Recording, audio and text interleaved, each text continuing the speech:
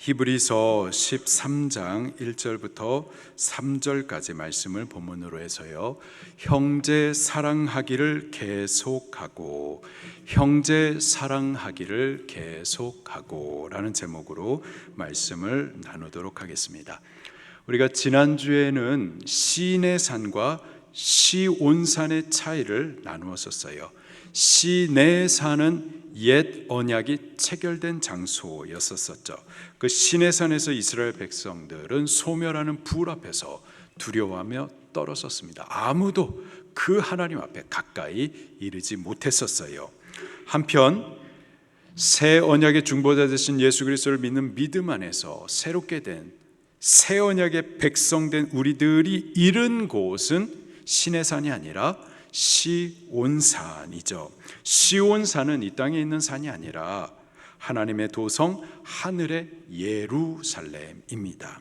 새 언약의 중보자이신 예수님을 믿음으로 하나님 앞에 가까이 두려움 없이 나아갈 수가 있게 된 거죠. 히브리서 기자는 우리에게 이렇게 권면을 해주고 있어요. 우리가 예수님 안에서 흔들리지 않는 이 나라를 유업으로 얻었으니 첫째로 우리 복음을 거역하지 말자, 복음을 믿는 자가 되자. 또 둘째로 감사하는 자가 되자. 원망하다 망하던 자 돼서는 안 되고 감사하는 자 되자. 감사가 습관이 되고 인격이 되도록 하자. 그리고 마지막으로 하나님을 기쁘게 섬기자. 경건함과 또 두려움으로 받으실 만한 예배를 올리자. 이렇게 우리에게 권면을 해 주었습니다. 그리고 이제 오늘부터 13장, 히브리서 13장 말씀을 나누게 될 텐데, 13장에서는 하나님께서 받으실 만한 그 예배를 우리가 어떻게 드릴 수 있는지를 가르쳐 주세요.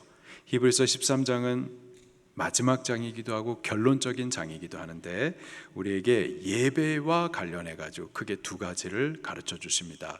전반부에서는 새 언약의 백성으로서 이전보다 더 좋은 예배, 더 뛰어난 예배, 곧 삶으로 드리는 예배에 대해서 가르쳐 주세요.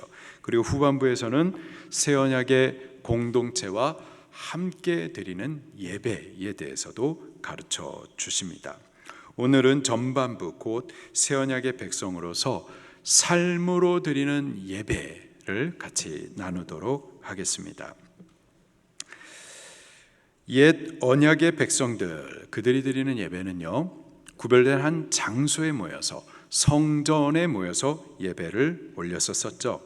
예배와 삶의 자리가 구별되었습니다. 예배 따로, 삶 따로였었어요. 예배에서 새 시대의 새 언약의 백성이 드리는 예배는 이전보다 더 좋은 예배, 더 뛰어난 예배로서 삶으로 드리는 예배입니다. 예배와 삶의 자리가 구별되지 않아요. 예배 따로 삶 따로 아닙니다. 삶으로 예배하고 예배하는 삶을 살아가는 거예요. 예배를 거룩하게 드린과 같이 삶을 거룩하게 살아 드리는 겁니다.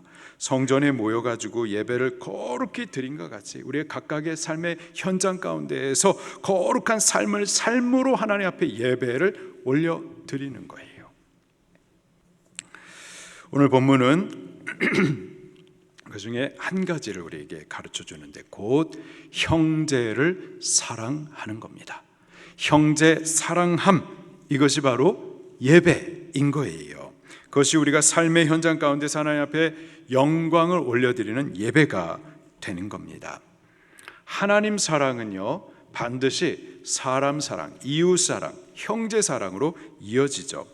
형제를 사랑함으로 하나님 사랑을 실천하는 거예요. 우리가 형제를 사랑함으로 하나님을 사랑한다라는 것을 증명하는 겁니다. 그렇다면 우리가 사랑해야 할 그 형제는 또 누구냐 말이에요.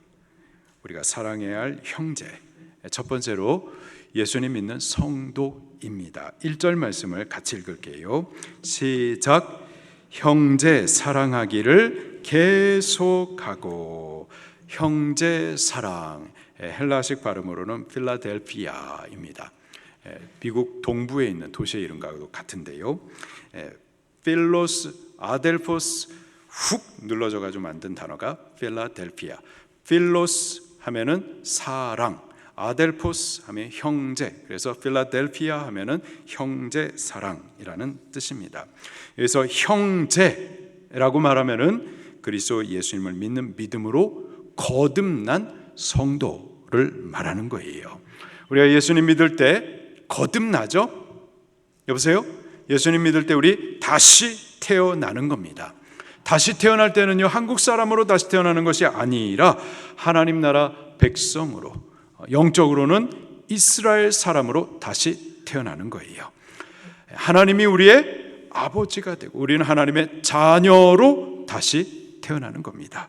에베소서 2장 19절에는 하나님의 권속이라고 표현을 하고 있어요. 권속, 가족이라는 뜻입니다. 하나님의 가족으로 다시 태어나는 거예요. 하나님의 나라가 내가 속한 나라, 내가 유업으로 받을 나라가 되고 나는 하나님의 나라 후사로서 다시 태어나는 겁니다. 예수님 믿을 때 그렇게 태어나는 거예요. 예수님 안에서 우리가 그렇게 영광스럽고 존귀한 존재로 새롭게 세워지게 되는 겁니다. 예수님 안에서 우리가 그렇게 존귀하고 영광스러운 존재인 거예요. 내가 그렇고 또한 나의 전후 좌우에 계시는 성도님들이 그렇습니다. 함께 예수님 믿고 함께 거듭나서 함께 하나님의 자녀가 되고 함께 하나님 나라의 후사가 된 분들이에요. 존귀한 분들인 겁니다. 우리 서로를 대할 때 존귀하게 여기며 존대해야만 할 줄로 믿습니다.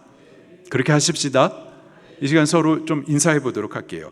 자, 2분 이상 인사할 건데요. 인사할 때 이렇게 인사하는 거예요. 몰라 배웠습니다. 당신은 존귀하신 분이군요. 같이 인사 나누도록 하겠습니다. 몰라 뵀습니다. 당신은 존귀하신 분이십니다. 또 다른 분에게요. 몰라 뵀네요. 존귀하신 분이십니다.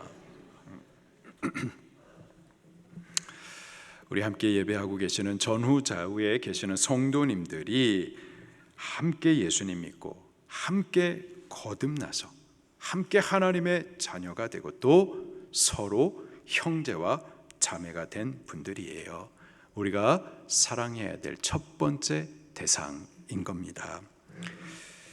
여기 필라델피아, 필로스, 아델포스, 이거 훅 눌러져 가지고 만든 단어인데, 필로스 사랑, 아델포스 형제. 근데 이 아델포스라는 이 단어도 훅 눌러져서 만들어진 단어예요. 아 하면은 하나라는 뜻이고요.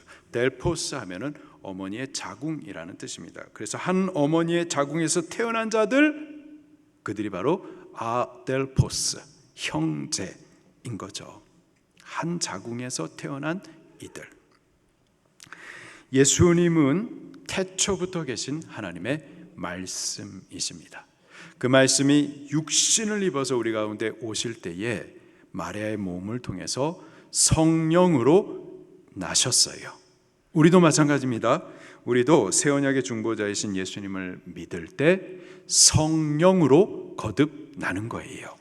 저도 성령 안에서 거듭난 거고 여러분들도 성령 안에서 거듭나신 거예요. 그리고 같은 한 성령 안에서 거듭난, 같은 한 성령 안에서 새 생명으로 거듭난 우리들 서로가 아델포스 형제인 겁니다. 영적인 형제와 자매인 거예요. 저 영원한 하나님 나라에서 영원한 형제고 영원한 자매인 겁니다. 우리가 그런 관계였었어요. 여보세요? 우리가 형제와 자매였었다고요. 이 시간 우리 다시 한번 인사해 볼게요. 다시 인사할 때는 이렇게 인사하는 겁니다. 몰라 뵀습니다, 형제요. 몰라 뵀습니다, 자매님. 우리 인사하도록 할게요. 2분 이상. 몰라 뵀습니다, 형제님. 몰라 뵀습니다, 자매님. 우리가 그런 관계였었어요. 우리는 한 성령 안에서 거듭난 형제로서 서로 사랑해야 할 대상이었었던 거죠. 그리고 성령 안에서 거듭난 성도, 영적인 형제와 자매를 서로 간에 그렇게 사랑하는 것이 우리가 이 땅에서 우리의 삶의 현장 가운데서 하나님 앞에 올려드릴 수 있는 예배가 되는 거예요. 자, 그렇다면 우리가 서로 사랑하되 어떻게 사랑해야 될까요? 바울은 먼저 사랑하라 이렇게 가르쳐 주십니다. 로마서 12장 10절에 형제를 사랑하여 서로 우애하고 존경하기를 서로 먼저 하고, 먼저 사랑하는 거예요. 먼저 인사하고, 먼저 주차자리 양보하고, 먼저 엘리베이터 오면은 양보해드리고, 먼저 기도해드리고, 먼저 돌아봐드리고, 그렇게 먼저 사랑하는 겁니다. 그리고 사도 요한은요, 행함으로 사랑하라 이렇게 또 가르쳐 주세요. 요한일서 3장 18절에 자녀들아, 우리가 말과 혀로만 사랑하지 말고 행함과 진실함으로 하자. 우리가 따뜻한 말로 사랑을 전할 수가 있습니다. 그러나 요한은요, 우리 말로만 하지 말고 혀로만 하지 말고 행함으로 하자 강조해 주세요. 배고픈 형제에게 말로만 말고 떡을 나눠주는 거죠. 추위에 떠는 형제에게 따뜻하게 해라 말로만 말고 옷을 입혀주는 겁니다. 그렇게 사랑은 행함으로써 그 진실함이 증명이 되는 거예요. 그리고 그렇게 행함의 사랑을 할 때 이것이 우리의 삶의 현장 가운데서 하나님 앞에 올려드리는 주께서 기쁘시게 받으실 만한 예배가 되어지는 겁니다. 자, 그리고 마지막으로요, 오늘 본문 히브리서는요, 우리 형제를 사랑하되 계속 하라, 계속 사랑하라 가르쳐주고 있어요. 1절을 다시 한번 읽어볼까요? 시작. 형제 사랑하기를 계속하고, 어떻게 하고? 계속하고. 한 번만 사랑하는 게 아니고요, 한 번만 행하는 것이 아니고 계속 행하는 겁니다. 내 마음에 뜨거운 감동이 있어가지고 오늘 나누어주는 행함의 사랑을 하되 내일 그 뜨거운 감동이 없어도 계속해서 사랑하는 거예요. 계속해서 나누어 주는 겁니다. 할렐루야. 여러분, 우리 신앙생활 할 때에 너무 감동 따라서 한다, 그런 거 아니에요. 여러분, 감동을 너무 믿지 마세요. 우리 신앙생활은 감동 따라서 하는 게 아니라 말씀 따라서 하는 거예요. 내 감동을 믿는 것이 아니라 하나님의 말씀을 믿어야만 하는 겁니다. 내 감동이 없어도 말씀이기 때문에 사랑하는 거예요. 감동이 없어도 하나님의 말씀을 따라서 계속 사랑해야만 하는 겁니다. 그것이 하나님께서 받으실 예배가 되는 거고요, 삶의 예배, 예배의 삶이 되어지는 거예요. 자, 두 번째로 우리가 사랑해야 할 그 형제가 누구냐? 손님으로 표현을 하고 있습니다. 2절입니다. 시작. 손님 대접하기를 잊지 말라. 이로써 부재 중에 천사들을 대접한 이들이 있었느니라. 손님, 다른 표현으로는 나그네입니다. 손님과 나그네는요, 1절에 나오는 형제와 상대되는 개념이에요. 형제, 아델포스, 한 어머니의 자궁에서 난 자들을 뜻하는 거죠. 가족인 겁니다. 이에 비해서요, 손님은 가족이 아니에요. 남입니다. 그런데 그들도 사랑하라. 그들도 우리의 사랑의 대상인 형제인 거예요.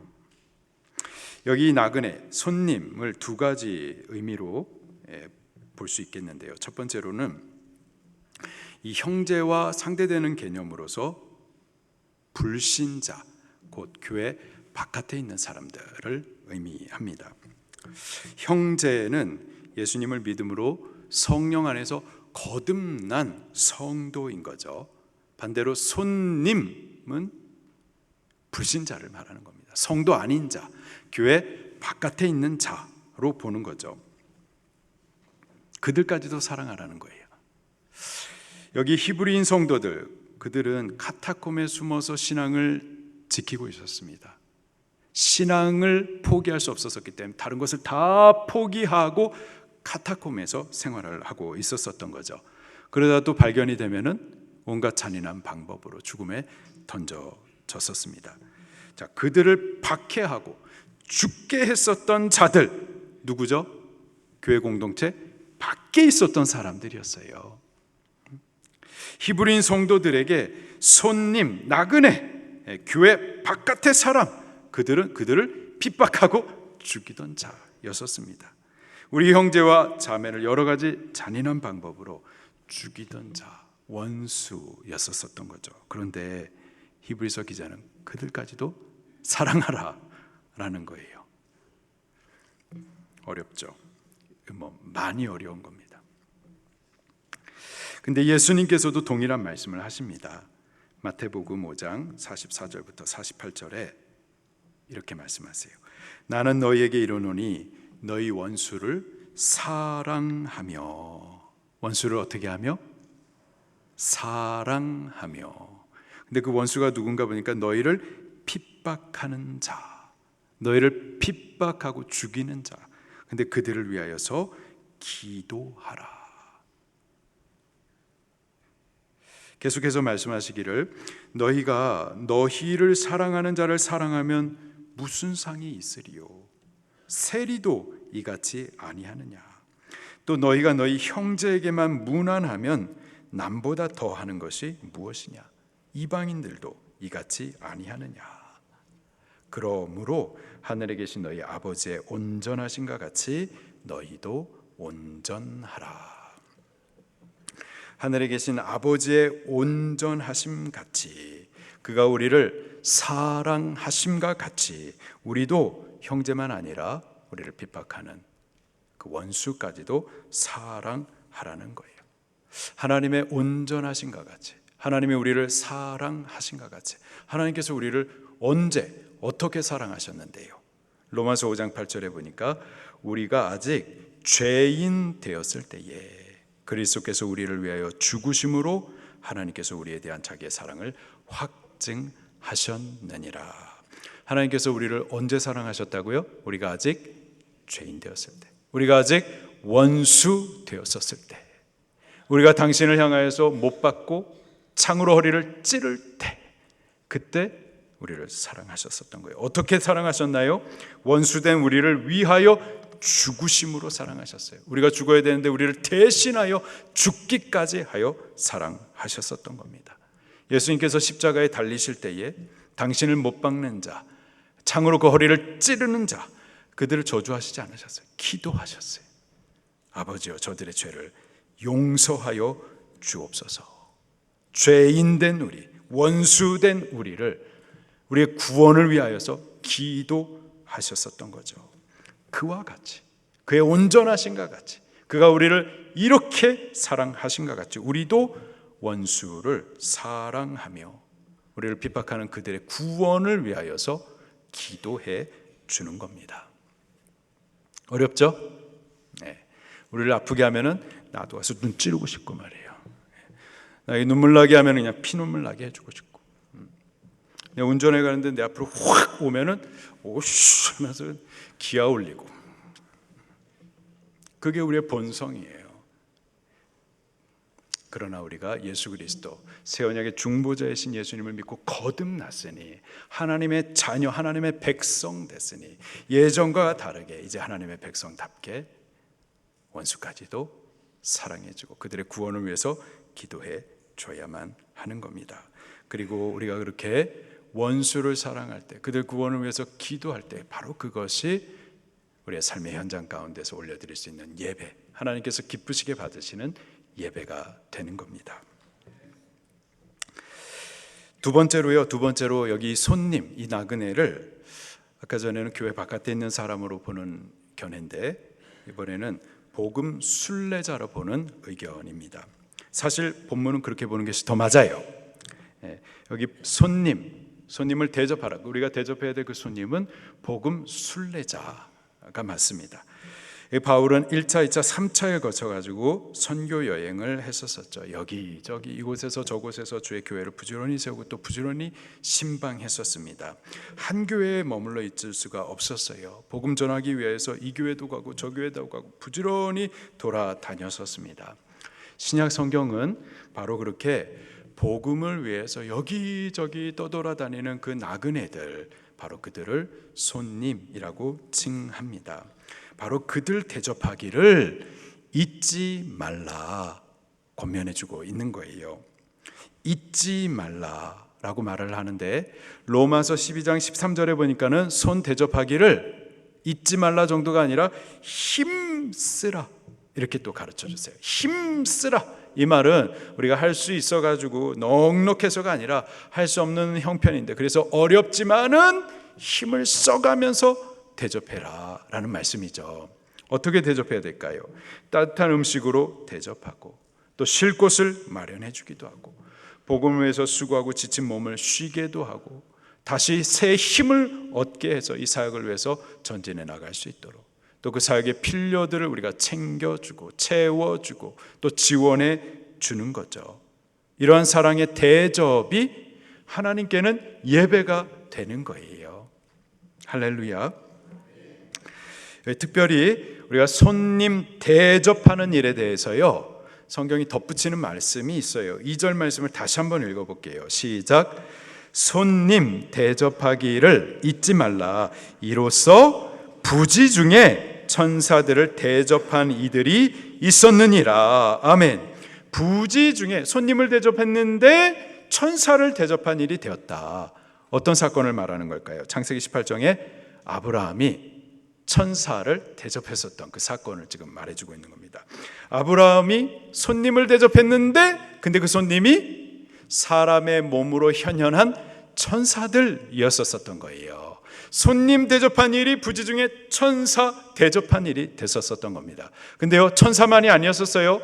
총 3사람이었었는데, 3명이었었는데 둘은 천사고 다른 한 분은 하나님이셨습니다. 아브라함은 손님을 대접했는데 그 일이 하나님을 대접한 일이 되었었던 거예요.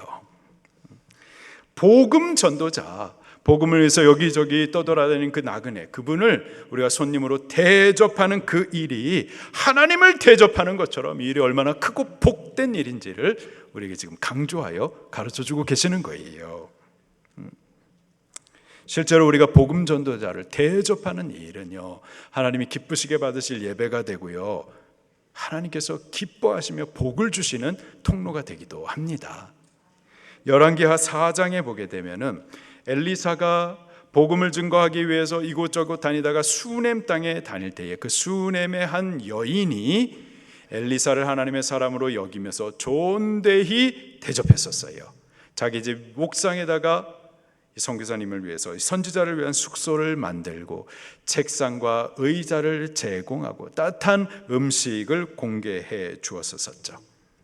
자, 그랬더니 엘리사가 고민하기 시작하는 거예요. 여기 수넴 여인을 위해서 내가 무엇을, 어떻게 좋은 것을 줄 수 있을까 고민을 하는 거예요. 그러더니 마침 이 여인에게 아이를 낳을 수 없는, 임신할 수 없는 사실을 듣게 된 거죠. 엘리사가 하나님 앞에 기도합니다. 어떻게 됐을까요? 하나님께서 응답하시고 그 여인에게 아들을 선물로, 복으로 허락하여 주셨습니다. 할렐루야. 여기 수넴 여인을 위해서 엘리사가 막 고민하잖아요. 저를 위해서 어떻게 좋은 것을 줄 수 있을까 고민하는 이 모습은 사실 주를 위하는 자, 복음을 존귀히 여기면서 돕는 그를 하나님께서 어떻게 복 주실까 고민하는 모습인 것을 아시기를 바랍니다. 하나님께서는요, 당신의 복음을 위하여서 힘쓰는 그들을 고민하기까지 위하시는 분이세요. 그만큼 또 하나님께서는 복음 순례자들, 그들을 대접하는 그 일을 하나님께서 크게 기뻐하시고 예배로 받으시는 겁니다.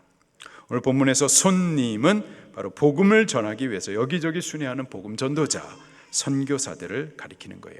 지금도 복음을 전하기 위하여서 외국에서, 여러 다른 지역에서 그렇게 나그네처럼 순회하시는 선교사님들이 계시죠. 그분들은 선교하기 위해서 조국을 떠나가지고 외지에, 선교지에 가가지고 선교지 현지인들과 오래 섞여 살지만은요, 그러나 영원한 이방인이에요. 절대 섞여지지가 않습니다. 그렇다고 그래가지고 다시 한국으로 오시면은 고향 땅에 온 것 같고 뭐 친정집에 온 것 같이 그렇게 편안하냐, 그것도 또 아니에요. 여기에도 저기에도 쏙하지 못하는 분들이, 여기에도 저기에도 쏙하지 못하고 손님처럼, 나그네처럼 그냥 하나님만 바라보고서 그렇게 사시는 거죠. 복음 때문에. 우리는요, 그렇게 복음 때문에 나그네 되고 또 복음 때문에 낮아지고 외로워지고 줄인 자 된 그 복음의 종들, 복음을 위해서 충성하는 그분들을 우리에게 오실 때에 우리는 잘 대접해 드려야만 할 줄로 믿습니다. 우리가 복음을 위해서 충성하는 그 종들을 주의 이름으로 잘 대접하면 그 주님이 당신 대접하시는 것으로 받으십니다. 그리고 주님이 친히 우리에게 복되게 갚아주실 거예요. 그리고 주님께서 갚아주시는 것은요, 요만한 것 아닙니다. 비교할 수 없는 더 좋은 것으로, 영원한 것으로 갚아주시는 거예요. 예수님께서 마태복음 25장에 이렇게 말씀하세요. 그때에 임금이 그 오른편에 있는 자들에게 이르시되 내 아버지께 복 받을 자들이여 나와 창세로부터 너희를 위하여 예비된 나라 천국을 상속하라. 내가 줄일 때 너희가 먹을 것을 주었고 내가 목마를 때 마시게 하였고 내가 나그네 되었을 때에 영접하였고 벗었을 때 옷 입혀주었고 병들었을 때 돌아보았고 옥에 갇혔을 때에 와서 보았느니라. 예수님은 지금 하늘 위에 계세요. 근데 나그네 된 자를 영접한 그것을 예수님 당신 영접한 것으로 받으신다고 말씀하십니다. 또 마태복음 10장에 이렇게 또 말씀하세요. 선지자의 이름으로 선지자를 영접하는 자는 선지자의 상을 받을 것이요 의인의 이름으로 의인을 영접하는 자는 의인의 상을 받을 것이요 또 누구든지 제자의 이름으로 이 소자 중 하나에게, 여기서 말하는 이 소자도 역시 복음 때문에 낮아진 자를 말하는 겁니다. 복음 전도자를 말하는 거예요. 바로 그에게 냉수 한 그릇이라도 주는 자는 내가 진실로 너에게 이르노니 그 사람이 결단코 상을 잃지 아니하리라 하시니라. 우리가 복음을 위하고 복음을 위해서 충성된 종들을 위하여서 대접하는 아주 작은 것 하나도 주님은 기억하시고 주께서 비교할 수 없는 더 좋은 것들로, 영원한 것들로 상으로 갚아주신다라는 거예요. 할렐루야. 우리 교회도요, 매주 2부 예배 때, 지금 우리가 드리는 2부 예배 때 네팔의 팀시나 목사님께서 함께 예배하십니다. 오늘은 참석 못하셨어요. 오늘은 2시에 시작되는 광화문 집회에 저를 대표해 가지고 참여하시는데, 우리 팀시나 목사님께서 전철 2번 갈아타시고 여기에 우리와 함께 예배를 참여하십니다. 그러면은 우리 이데니얼 성도님께서 이 설교 말씀을 실시간 영어로 통역을 해서 듣게 도와주세요. 또 예배 마치고 나서 6층으로 오르시면 우리 새가족부에서 또 따뜻한 차로 그렇게 또 영접해 주시고, 영어가 좀 어려운데도 영어로 막 이렇게 교제 나눠 주시려고 애써 주시고, 또 보화센터에 묵으실 때는 숙식을 그렇게 또 제공해 드리고, 이번 주에 우리 목사님들께서, 우리 부목사님들께서 돈을 합쳐 가지고 지금 날씨가 좀 쌀쌀해지니까는 우리 팀시나 목사님을 위하여서 이 오리털 정장 코트를 대접해 주시겠다고 사오셨어요. 고맙더라고요. 우리가 이렇게 사랑으로 복음의 종을 섬겨 대접하는 것, 바로 이것이 하나님 앞에 올려드리는 예배가 되는 겁니다. 마지막으로 우리가 사랑해야 될 그 형제란 갇힌 자예요. 3절 말씀을 같이 읽겠습니다. 시작. 너희도 함께 갇힌 것 같이 갇힌 자를 생각하고 너희도 몸을 가졌은즉 학대받는 자를 생각하라. 지금 이 내용이 당시 히브리인 성도들의 신앙의 상황이었습니다. 예수님 믿는다라는 것 때문에 잡혀갔었던 거예요. 예배 한 번을 위하다가 옥에 갇히고 학대를 받았었던 거죠. 그렇게 하기까지 신앙을 지켜냈었던 겁니다. 어느 시대건 그리스도 신앙을 지키는 데에는요, 이러한 핍박이 반드시 따릅니다. 사실 우리가 지금 이렇게 편안하게 예배하고 있잖아요. 우리가 예배하는 데 있어서 어떠한, 물론 나름대로의 어려움들이 좀 있지만은, 그러나 우리 교회 역사상 비교해 볼 때 지금처럼 핍박 없이 편안하게 우리가 예배하고 싶으면 얼마든지 새벽에도 저녁에도 예배할 수 있는 이러한 좋은 환경이 기독교 역사상 없었어요.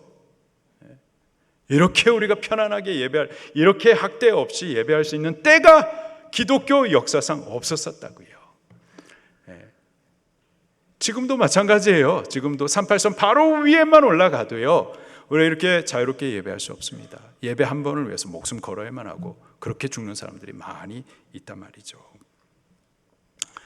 성경은 이렇게 말씀하십니다. 세상에서 너희가 환난을 당할 것이다. 환난을 당할 수도 있을 것이다가 아니라 반드시 당할 것이다. 사도행전 14장 22절에 제자들의 마음을 굳게 하여 이 믿음에 거하라 권하고, 또 우리가 하나님 나라에 들어가려면 많은 환난을 겪어야 할 것이라 하고, 하나님 나라에 들어가려면 많은 환난을 겪어야 하고. 우리가 천국 어떻게 들어가나요? 예수님 믿으면 들어가는 거예요. 근데 예수님을 믿는 동안에는요, 많은 환난을 당할 수밖에 없는 거예요. 데살로니가전서 1장 6절에 보니까는 또 너희는 많은 환난 가운데서 성령의 기쁨으로 도를 받아 우리와 주를 본받는 자가 되었으니, 우리가 말씀을 받기까지, 우리가 이 신앙을 지키는 데 있어서는요, 많은 환난이 뒤따르는 거예요. 시편 34편 19절에 의인은, 예수님을 믿는 의인은 고난이 많으나 여호와께서 그 모든 고난에서 건지시는도다. 여호와 하나님께서 우리를 건져 주실 거예요. 어디에서요? 고난에서. 우리가 왜 고난에 당해야 될까요? 예수님을 믿는 동안에는 고난이 있을 수밖에 없다라는 거죠. 베드로전서 3장 17절에 선을 행함으로, 예수님을 믿는 일이 선을 행하는 일입니다.